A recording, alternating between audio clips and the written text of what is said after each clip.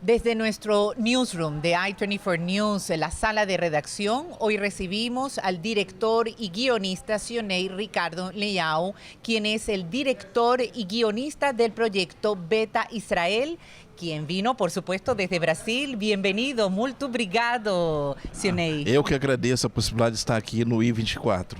Muchas gracias. Estás visitando Israel, presentando este importantísimo proyecto Beta Israel que tiene que ver con la relación de los etíopes aquí en Israel. Cuéntanos un pouco sobre isso. Essa história dos Beta Israel, ela é única na história da humanidade. É o único caso em que africanos, em larga escala, milhares, saíram do continente não para serem escravizados. Saíram para viver o sonho de encontrar Jerusalém e gozar da cidadania israelense. Então isso chama muita atenção para todo mundo de modo geral e no Brasil em especial, porque a nossa população negra no Brasil é uma das maiores do mundo. Então todos esses exemplos de história e integração racial são muito importantes e causam muito interesse para a população brasileira. Tienes más de 15 años, como habíamos dicho, estudiando todo lo que es la historia de la inmigración africana hacia Brasil. Te enamoraste de esta historia también de lo que es la inmigración de los etíopes a Israel. Sabemos que la Operación Salomón fue una de las operaciones más fuertes en 1991, que había traído un rescate de judíos, de etíopes, y que fue muy importante, más que nada, además de las otras operaciones que se habían hecho, la Operación Salomón y la Operación Josué. ¿Qué conseguiste en estos estudios que hiciste?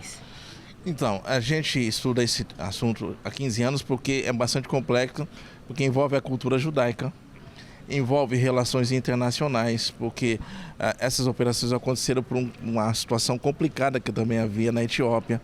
Os judeus corriam risco de extermínio por causa da guerra civil, havia grande fome e tudo mais. E Israel fez um estudo profundo, os rabinos, os grandes rabinos reconheceram, não, os judeus etíopes são judeus legítimos, têm direito de vir para cá. Então houve a primeira operação Moisés, em 84, que foi um sofrimento. 40% ficaram pelo caminho, foram mortos, enfim, aconteceu muita coisa, muito complicado. A Operação Salomão, em 91, foi toda aérea. Houve recordes da aviação. E ela foi muito bem sucedida. Cerca de 15 mil pessoas vieram com aviões israelenses, com apoio das Forças Armadas de Israel, que é IDF, né? IDF tem todo um esforço e foi um sucesso.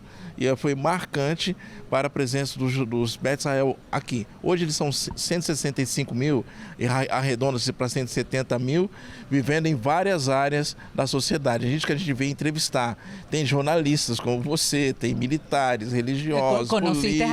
Aqui conheciste a periodista Sivan, que trabalha na i24 News e é de origem etíope. É um exemplo de integração historicamente rápido. Né? Em poucas décadas, os Beta Israel já estão em vários lugares da sociedade israelense. E também na política. E também nós entrevistamos 2 parlamentares no Knesset, 2 deputados federais que são judeus etíopes. ¿Y cómo fue recibido en esta semana que has estado en Israel presentando todo el proyecto Beta Israel? ¿Cómo fuiste recibido en las comunidades etíopes? ¿Qué sentiste en ese feedback entre ellos y tú de Brasil? Boa pergunta, porque os judeus etíopes eles têm uma cultura de se comportar. Eles têm um jeito contido de ser. Então, inicialmente, eles ficam te olhando, tem uma certa desconfiança. Quando a gente fazia as perguntas, eles perceberam a intenção, aí eles se abriam mais. E começaram a dar depoimentos emocionantes. Houve momentos da nossa equipe de gente vertendo lágrimas, chorando, de ouvir certas ideias, do sofrimento que foi para chegar, de procurar a Jerusalém de ouro, entendeu? Realizar o sonho. Então, os depoimentos, mais de 30 depoimentos nós pegamos nesses dias aqui, foi uma produção muito interessante, cada dia 3 a 4 pessoas falando, gente de várias áreas. Nós acabamos de entrevistar a Titia, que é a famosa modelo, né, internacionalmente. Exatamente. E Y en este encuentro que has tenido, ¿cuáles son las similitudes que tú, que vienes también de origen, de familia de África como ellos, qué similitudes sientes que aunque sean etíopes en Israel y judíos, puede haber con gente de origen africano del pasado en Brasil? Vou te dar um exemplo bem prático assim para quem está nos ouvindo entender. Os judeus etíopes falam que lá na Etiópia, para eles se casarem, eles estudavam a geração até a 7ª geração anterior para ver se não tinha, se não era da mesma família, algo assim. Então eles têm condições de fazer isso, né? Porque eles sabem de onde vieram e tudo mais. No Brasil, veja bem, meu nome é Araújo, meu sobrenome é Araújo. Não é um nome africano. Certamente é um sobrenome que se explica por alguém, talvez um ancestral meu, ter trabalhado em alguma fazenda ou algo assim, que o dono era Araújo. Então, no caso brasileiro, os africanos chegaram no país e os nomes foram trocados. Então, nós não sabemos, pela questão do nome, de onde nós viemos. Claro que tem exame de DNA, mas DNA é uma amostra geral.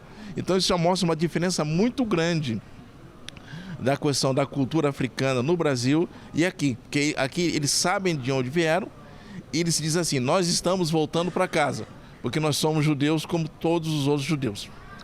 ¿Sientes cómo ha sentido la adaptación de los etíopes en Israel, conociendo que este es un país democrático, el único democrático en Medio Oriente? ¿Cómo en estos estudios que tú has hecho has visto, no tan solo en el estudio, sino ya en la visita, en el lugar, aquí en Israel, en esa adaptação? Então, Israel tem uma coisa que no Brasil é interessante, tem o Ministério da Absorção, né? Tem um ministério que cuida para apoiar os judeus que chegam aqui para dar os primeiros passos, né?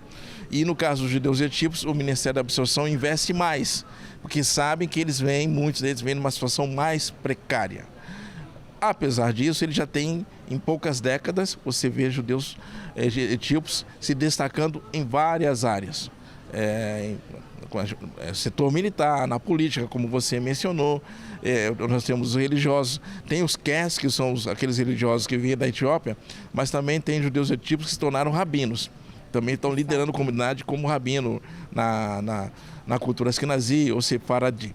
Então, e agora, das perguntas que a gente fez, tem um sentimento que ficou expresso, que inicialmente eles queriam vir se integrar rapidamente e assimilar a cultura israelense e tudo mais, e estão conseguindo.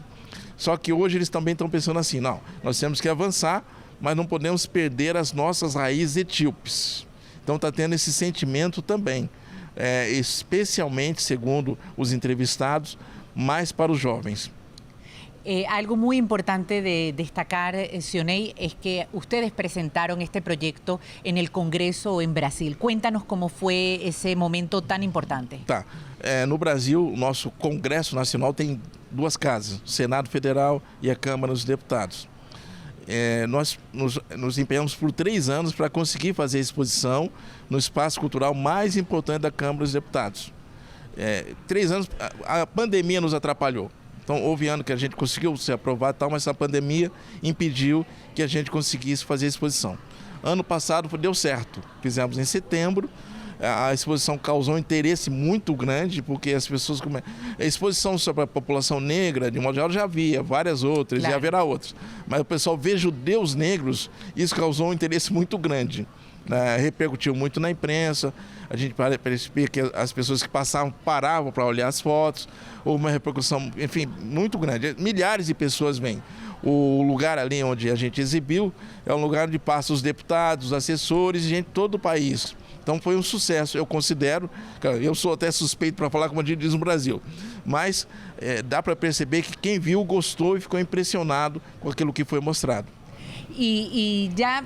Cerrando un poco todo este interesante tema y lo que ustedes han hecho aquí en Israel, yo sé que, bueno, desde 1530 y durante 350 años, barcos que trajeron a Brasil, que venían de África, que fueron utilizados como esclavos, me decías que tu origen viene justamente de ahí, eran casi 4.8 millones, o sea, y esto todo se fue multiplicando. Y Sí. un país, Brasil, con más de 200 millones de habitantes. Después ya en 1888 se abolió la esclavitud en Brasil.